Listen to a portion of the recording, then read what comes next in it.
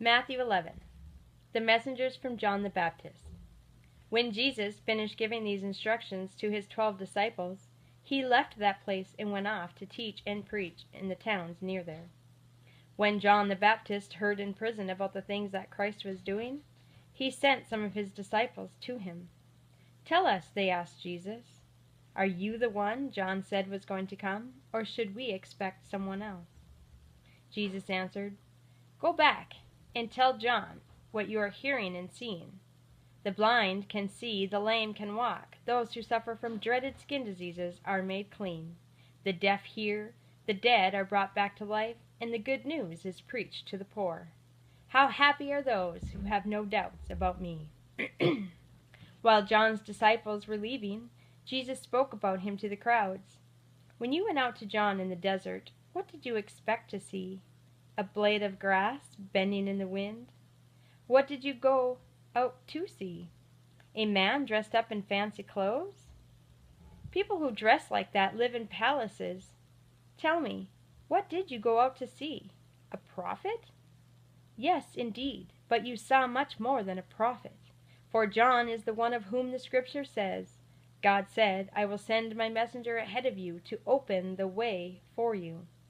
I assure you that John the Baptist is greater than any man who has ever lived, but he who is least in the kingdom of heaven is greater than John. From the time John preached his message until this very day, the kingdom of heaven has suffered violent attacks, and violent men try to seize it. Until the time of John, all the prophets and the law of Moses spoke about the kingdom. And if you are willing to believe their message, John is Elijah, whose coming was predicted. Listen then, if you have ears. Now, to what I can compare the people of this day? They are like children sitting in the marketplace. One group shouts to the other, 'We played wedding music for you, but you wouldn't dance. We sang funeral songs, but you wouldn't cry.'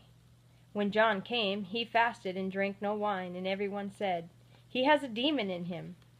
When the Son of Man came, he ate and drank, and everyone said, 'Look at that man! He is a glutton and wine drinker, a friend of tax collectors and other outcasts.' God's wisdom, however, is shown to be true by its results." The unbelieving towns. The people in the towns where Jesus had performed most of his miracles did not turn from their sins, so he reproached those towns. "How terrible it will be for you, Chorazin! How terrible for you too, Bethsaida! If the miracles which were performed in you had been performed in Tyre and Sidon, the people there would have long ago put on sackcloth and sprinkled ashes on themselves, to show that they had turned from their sins. I assure you that on Judgment Day God will show more mercy to the people of Tyre and Sidon than to you. And as for you, Capernaum, do you want to lift yourself up to heaven? You will be thrown down to hell. If the miracles which were performed in you had been performed in Sodom, it would still be in existence today. You can be sure that on the Judgment Day God will show more mercy to Sodom than to you. Come to me and rest." At that time Jesus said, "Father, Lord of heaven and earth, I thank you because you have shown to the unlearned what you have hidden from the wise and learned. Yes, Father, this was how you were pleased to have it happen. My Father has given me all things. No one knows the Son except the Father, and no one knows the Father except the Son, and those to whom the Son chooses to reveal him. Come to me, all of you who are tired from carrying heavy loads, and I will give you rest. Take my yoke and put it on you, and learn from me, because I am gentle and humble in spirit, and you will find rest. For the yoke I will give you is easy, and the load I will put on you is light." Love that verse.